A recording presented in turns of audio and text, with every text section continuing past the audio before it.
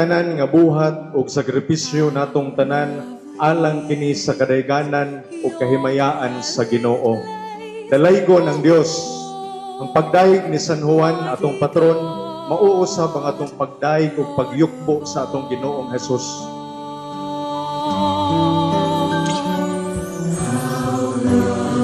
Is your dwelling place, O Lord, mighty God, Lord of all.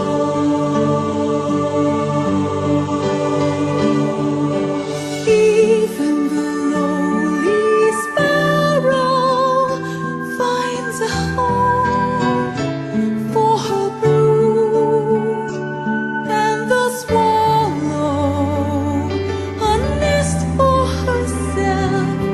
she may lay her young in your altars, my King and my God.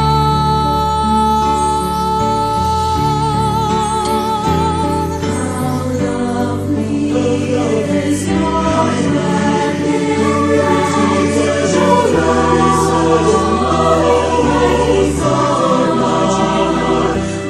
of all.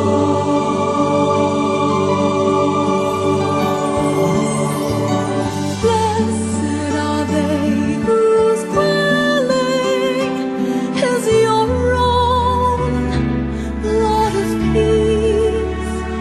Blessed are they. Ang Ginoo sa yutal sa langit, nagtigom kaninyo at tubangan kaniya nining adlaw, aron pagtunsagrar nining balay sa pagampo. Punon unta kamo niya sa mga panalangin sa langit. And my God,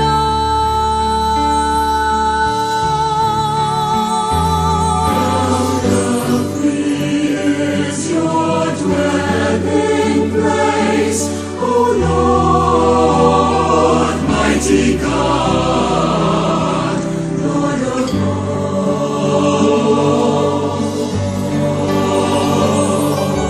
I would forsake 1,000 other days anywhere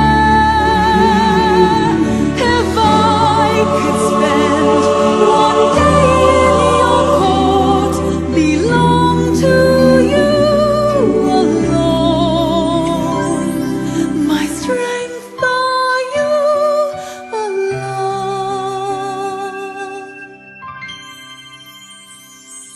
My glory, my King and my God. My King and my God.